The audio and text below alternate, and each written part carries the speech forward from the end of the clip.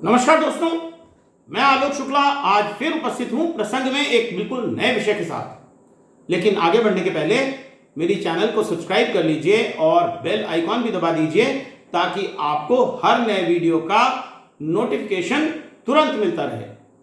तो आइए आज शुरू करते हैं आज का प्रसंग। पढ़े लिखे लोग अक्सर तर्क से प्रभावित होते हैं, परंतु अक्सर हम ये नहीं जानते कि तर्क में भी बहुत सी भ्रांतियां होती हैं। तर्क करने वाले कई बार जानबूझकर अपनी बातों में इन भ्रांतियों को इस तरह से प्रस्तुत करते हैं जिससे आप उनकी गलत बात को भी सही मान लें। भारत में न्याय दर्शन में तर्क और उसकी भ्रांतियों के बारे में विस्तार से समझाया गया है। इसे समझने के लिए कहानी सुनिए। एक महिला पर उसके पति की हत्या का मुकदमा चल रहा था, जिसमें उसे दोषी करार दिया गया। जब सजा पर तर्क शुरू हुआ तो महिला के वकील ने जज से कहा, हुजूर माई बाप, गरीब विधवा पर दया कीजिए। यही तर्क की भ्रांति है। भारत ही नहीं, पूरी दुनिया में राजनीतिज्ञ जब चर्चाओं में अपनी बात मनवाने के लिए लोगों से बात करते हैं तो इन भ्रांतियों का खूब उपयोग करते हैं। विशेष रूप से सार्वजनिक राजनीतिक बहसों में तो इन भ्रांतियों का खुलकर उपयोग किया जाता है। आइए हम विभिन्न प्रकार की तार्किक भ्रांतियों को उदाहरण के साथ समझने का प्रयास करते हैं। पहली भ्रांति है एड होमिनम या मनुष्य पर हमला करो। इसका उपयोग सभी राजनेता टीवी डिबेट से लेकर जनसभाओं तक बड़े पैमाने पर करते हैं। इसका अर्थ यह है कि अपने विपक्षी के तर्कों को आप तर्क से नहीं काट सकते तो उसे तर्क से काटने की जगह उस व्यक्ति के व्यक्तित्व पर हमला करिए। ऐसा करने से लोगों का ध्यान मुद्दे से भटक जाता है और आपका विपक्षी हंसी का पात्र बनकर रह जाता है और लोग उसकी बातों को गंभीरता से लेना बंद कर देते हैं। हाल ही के वर्षों में कांग्रेस नेता राहुल गांधी के साथ ऐसा बहुत हुआ है। पप्पू कहकर उनकी हंसी उड़ाई गई, जिससे लोग उनकी कही गंभीर बातों को भी हंसी में उड़ा दें। कुछ समय पहले तो हद ही हो गई जब मेड इन चाइना से उनके मोबाइल पर जो रिमार्क थे उसको गलत संदर्भों में लेकर प्रधानमंत्री मोदी जी ने उन्हें मूर्खों का सरदार तक कह डाला। आप इस वीडियो में देख सकते हैं। वीडियो से यह स्पष्ट है कि राहुल गांधी केवल मेड इन इंडिया की वकालत कर रहे थे। इसमें तो कुछ भी गलत नहीं है और तर्क की कसौटी पर उनके कथन की आलोचना भी नहीं की जा सकती। इसलिए उनके तर्क की आलोचना न करके प्रधानमंत्री जी ने उन्हें मूर्खों का सरदार कहकर उनकी हंसी उड़ा दी। आपने कभी किसी कैमरा के पीछे, शर्ट के पीछे मेड इन मध्य प्रदेश देखा है? नहीं देखा। यह हम करना चाहते हैं। मैं चाहता हूं हमारी सरकार आने के बाद यहां जो लाखों करोड़ों युवा हैं वो बेरोजगार ना रहें, वो फैक्ट्रियों में काम करें और ऐसा एक दिन आए जब चाइना में कोई युवा हो, वो अपना मोबाइल फोन निकाले, उसके पीछे देखे, उसके पीछे लिखा हो मेड इन मध्य प्रदेश। सुना कल एक महाज्ञानी कांग्रेस के कह रहे थे कि भारत के पास, यहां के सब लोगों के पास made in China mobile phone होता है। एक महाज्ञानी कांग्रेस के कह रहे थे कि आप सबके पास मेड इन चाइना मोबाइल। दूसरे तरह की तार्किक भ्रांति जिसका उपयोग राजनेता अक्सर करते हैं उसका नाम है रेड हेरिंग, अर्थात असंगत और भटकाने वाले तर्कों का उपयोग किया जाए। इसमें विपक्षी जिस संबंध में बात कर रहा होता है, आप उससे अलग किसी अन्य विषय पर ही बात शुरू कर देते हैं जिससे वो मुद्दे से भटक जाए। इसका बड़ा अच्छा उदाहरण अमेरिकी टीवी सीरियल सिम्पसन्स के इस अंश में है। Mayor West, if re-elected, would you increase the frequency of garbage pickup? Well, citizen, that's an excellent question, and I thank you for it. I think it's great we live in a town where you can ask questions, because without questions, we just have answers. And an answer without a question is a statement. Oh, I like him. He looks me in the eye. I'd like to have a beer with him. I'm voting for him. तीसरे प्रकार की fallacy है straw man. इसमें आप अपने विपक्षी के शब्दों को पकड़कर उन्हें तोड़ मरोड़ कर कोई दूसरा ही अर्थ निकाल लेते हैं और उसके तर्क पर बात ही नहीं करते। इसका उदाहरण कर्नाटका चुनाव के समय का है, जब कांग्रेस ने बजरंग दल पर बैन लगाने की बात कही और भारतीय जनता पार्टी ने इसे हनुमान जी के अपमान से जोड़ दिया, जबकि कांग्रेस ने हनुमान जी के संबंध में तो कुछ कहा ही नहीं था। आप इस वीडियो में इसे देखकर बेहतर समझ सकते हैं। कर्नाटक में कांग्रेस घोषणा पत्र के खिलाफ हो रहा है। घोषणा पत्र में कांग्रेस की जरूरत पड़ने पर पीएफआई के साथ साथ बजरंग दल पर बैन लगाने की बात कही है। थोड़ी देर में बीजेपी नेता शोभा करंदलाजे हनुमान चालीसा का पाठ करने वाली है। इसी तरह की बात अभी चुनावों में शक्ति को लेकर भी हो रही है। राहुल गांधी ने अपने भाषण में एक शक्ति से लड़ने की बात की। उनके भाषण को पूरा सुना जाए तो यह साफ है कि वे सरकार की शक्ति से लड़ने की बात कर रहे थे, लेकिन उन्होंने शक्ति शब्द के साथ हिंदू धर्म शब्द भी बोल दिया। फिर क्या था, भारतीय जनता पार्टी ने शक्ति का अर्थ देवी मां निकाल लिया और यह नैरेटिव बनाया जाने लगा कि राहुल गांधी हिंदू विरोधी हैं और देवी मां से लड़ने की बात कर रहे हैं। उनके भाषण का यह वीडियो देखिएगा तो आप समझ जाएंगे। बहू मैं सुनवा देती हूँ। हिंदू धर्म में शक्ति शब्द होता है। हम शक्ति से लड़ रहे हैं, एक शक्ति से लड़ रहे हैं। अब सवाल उठता है वो शक्ति क्या है। जैसे किसी ने यहां कहा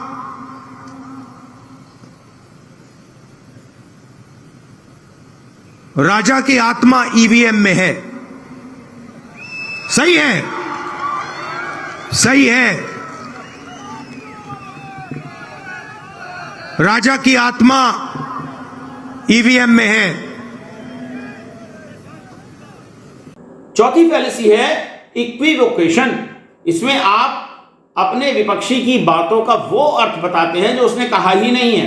उसकी किसी भी बात को पकड़कर उसके अर्थ का अनर्थ कर दिया जाता है। इसका उदाहरण हाल ही में माननीय प्रधानमंत्री जी द्वारा राजस्थान की जनसभाओं में दिए गए भाषणों से मिलता है, जिसमें वो कह रहे हैं कि कांग्रेस पार्टी ने अपने मैनिफेस्टो में कहा था कि माताओं बहनों के मंगलसूत्र ही छीन लेंगे, जबकि कांग्रेस पार्टी के मैनिफेस्टो में मंगलसूत्र को लेकर कुछ कहा ही नहीं गया है। इसी भाषण में उन्होंने ये भी कहा कि कांग्रेस पार्टी हिंदुओं का धन मुस्लिमों में बांट देगी। उन्होंने मनमोहन सिंह द्वारा सन 2006 में राष्ट्रीय विकास परिषद में जो भाषण दिया गया था उसे तोड़ मरोड़ कर कोई और ही रूप दे दिया। मनमोहन सिंह ने दरअसल ये कहा था कि हमें यह सुनिश्चित करने के लिए नवीन योजनाएं बनानी होंगी कि अल्पसंख्यकों, विशेष रूप से मुस्लिम अल्पसंख्यकों को विकास के लाभों में समान रूप से साझा करने का अवसर मिले। संसाधनों पर उनका दावा पहला होना चाहिए। ठंडे दिमाग से सोचकर देखिए कि इसमें हिंदुओं की संपत्ति मुस्लिमों को वितरित करने की बात कहां पर है। प्रधानमंत्री जी के भाषण और उस पर प्रियंका गांधी के उत्तर का एक वीडियो यूट्यूब के चैनल मैंगो न्यूज पर creative commons attribution license reuse allowed के अंतर्गत उपलब्ध है। आप वीडियो देखिए, वीडियो का लिंक मैं डिस्क्रिप्शन बॉक्स में दे रहा हूं। मेरी माताओं बहनों की जिंदगी में सोना वो सिर्फ शो करने के लिए नहीं होता है, उसके स्वाभिमान से जुड़ा हुआ है। उसका मंगलसूत्र वो एक सोने का कीमत का मुद्दा नहीं है, उसके जीवन के सपनों से जुड़ा हुआ है। तुम उसे छीनने की बात कर रहे हो अपने मैनिफेस्टो में। गोल्ड ले लेंगे, सबको वितरित कर देंगे। और पहले जब उनकी सरकार थी उन्होंने कहा था कि देश की संपत्ति पर पहला अधिकार मुसलमानों का है। इसका मतलब ये संपत्ति इकट्ठी करके किसको बांटेंगे? जिनके ज्यादा बच्चे हैं उनको बांटेंगे। पिछले 2 दिनों में अब ये शुरू हुआ है, कांग्रेस पार्टी चाहती है कि आपके मंगलसूत्र और आपका सोना आपसे छीन ले। 70 सालों से ये देश स्वतंत्र है, 55 सालों के लिए कांग्रेस की सरकार रही है। किसी ने आपसे सोना छीना, आपके मंगलसूत्र छीने। इंदिरा गांधी ने अपना सोना, जब जंग हुई थी, अपना सोना देश को दिया। मेरी माँ का मंगलसूत्र इस देश को कुर्बान हुआ है। सच्चाई ये है कि ये लोग महिलाओं का संघर्ष नहीं समझ सकते। महिलाओं के दिल में जो सेवा भाव होता है ना, वो सेवा भाव हमारे इस देश की सारी परंपराओं का आधार है। वोटों के लिए महिलाओं को ऐसी बातें कर रहे हैं, डरा रहे हैं ताकि डर के वो वोट दें। शर्म आनी चाहिए उनको, शर्म आनी चाहिए। 5वीं फैलेसी है स्लिपरी स्लोप। इसमें बातों को बढ़ा चढ़ाकर इस तरह कहा जाता है कि सुनने वाले के दिल में डर बैठ जाए कि अगर तर्क करने वाले की बात मानी नहीं गई तो बहुत बुरा हो जाएगा। इसका उदाहरण YouTube के चैनल न्यूज इंडिया राइट्स पर creative commons attribution license reuse allowed के अंतर्गत इस वीडियो में देखिए, जिसमें कहा जा रहा है कि अगर अधिकतम 2 बच्चे होने पर कठोर जनसंख्या नियंत्रण कानून नहीं बनाया गया तो 10 साल में भारत में मुस्लिम बहुसंख्यक हो जाएंगे और भारत इस्लामी देश बन जाएगा। भारत में वर्तमान में मुस्लिमों की आबादी लगभग 20% है और इस बात का कोई प्रमाण नहीं है कि उनकी आबादी तेज गति से बढ़ रही है, लेकिन हिंदुओं के दिल में डर पैदा करने के लिए बात कही जा रही है। वीडियो देखिए, वीडियो का लिंक मैं डिस्क्रिप्शन बॉक्स में दे रहा हूं। से एक ही मांग है कि चीन जैसा कठोर जनसंख्या नियंत्रण कानून भारत में भी बने। 2 से ज्यादा बच्चे पैदा करने का किसी को भी अधिकार ना हो, चाहे वो हिंदू हो, मुसलमान हो, सिख हो, ईसाई हो, किसी भी संप्रदाय का, किसी भी राज्य का, कहीं का भी हो, 2 से ज्यादा बच्चे पैदा ना करे। ऐसा कठोर कानून मोदी जी से मांग है, ऐसा कानून बने हमारे देश में। हर हर महादेव। क्यों मांग किया है, क्या वजह? श्रीमान जी, हम आने वाले 10 साल में हमारे भारत की जनसंख्या लगभग 200 करोड़ होने वाली है और अगर जनसंख्या इतनी बढ़ी, सरकार ने कानून ना बनाया तो स्थिति इतनी विस्फोटक हो जाएगी। 8 राज्यों में हिंदुओं का पलायन बिल्कुल लगातार चालू है। जम्मू कश्मीर का एग्जाम्पल आपके सामने है, खुलेआम वहाँ से हिंदुओं को निकाला गया। अगर ये मुसलमान हिंदुओं से ज़्यादा संख्या में हो गए, जनसंख्या का संतुलन बिगड़ गया, तो पक्की बात है कि इस्लामिक कानून बनने से भारत को कोई नहीं रोक सकता। इस्लामिक राष्ट्र बनाने से भारत को कोई ताकत नहीं रोक सकती। अगली फैलेसी है हेस्टी जनरलाइजेशन। इसमें आप ये कहते हैं कि यदि एक स्थान पर किसी एक व्यक्ति ने कुछ किया है तो सभी स्थानों पर सभी लोग वही करते हैं। इससे बड़े खतरे पैदा हो जाते हैं। भारत में मुसलमानों की मॉब लिंचिंग इसका उदाहरण है। एक भ्रांति फैलाई जाती है कि सभी मुसलमान गाय का मांस खाते हैं, इसलिए यदि कोई मुसलमान किसी भी प्रकार का मांस कहीं भी ले जाता हुआ मिल जाता है तो बिना चेक किए उसे गाय का मांस ही मान लिया जाता है। इसके बाद तथाकथित धर्म रक्षकों और गौ रक्षकों की भीड़ उसे पकड़कर मार डालती है। इस प्रकार की घटनाओं में लगातार वृद्धि होने के बारे में YouTube की चैनल न्यूज क्लिक इन पर creative commons attribution license reuse allowed के अंतर्गत उपलब्ध वीडियो आप देखिए। वीडियो का लिंक मैं डिस्क्रिप्शन बॉक्स में दे रहा हूं। भीड़ की हिंसा हो रही है। मॉब लिंचिंग की घटनाएं इस देश में पहली बार नहीं हुई है, लेकिन पिछले 4 साल में जितनी घटनाएं हुई उतनी पहले कभी भी नहीं हुई थी।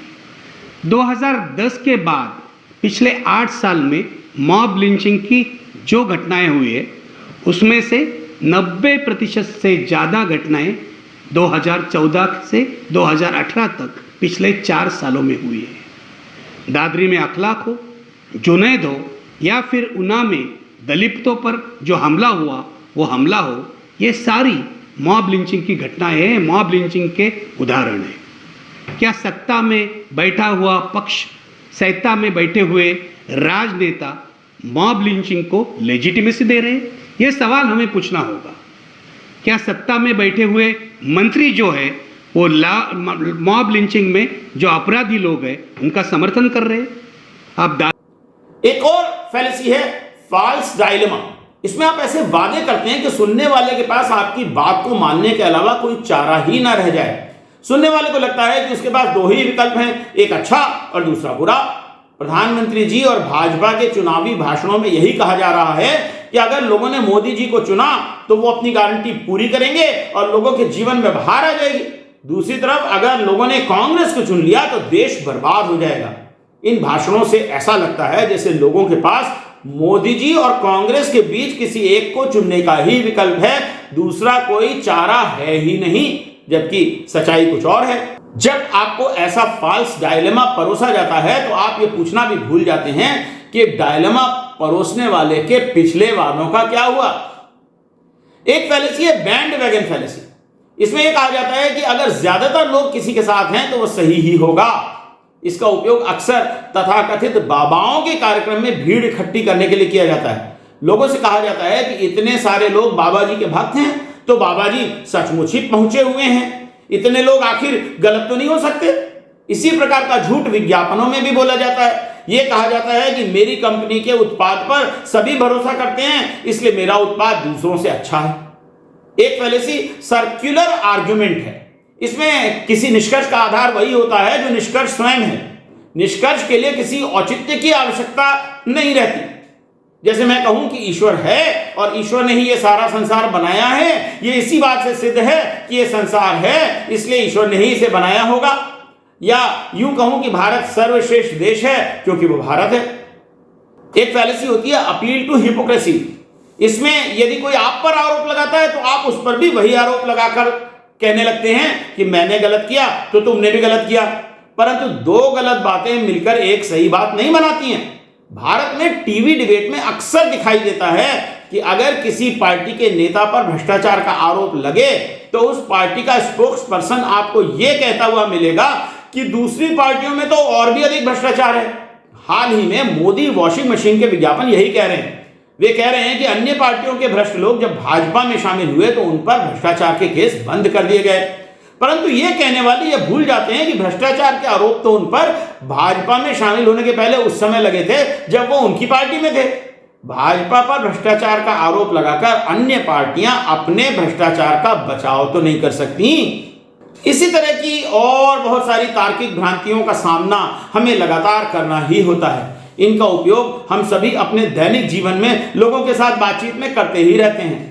जरूरी यह है कि हम इनके प्रति जागरूक रहें। सच और झूठ में फर्क करने के लिए इन भ्रांतियों से सतर्क रहना बहुत जरूरी है। तो आज के लिए इतना ही। कल फिर मिलेंगे प्रसंग में एक नए वीडियो पे एक नए विषय के बारे में। नमस्कार।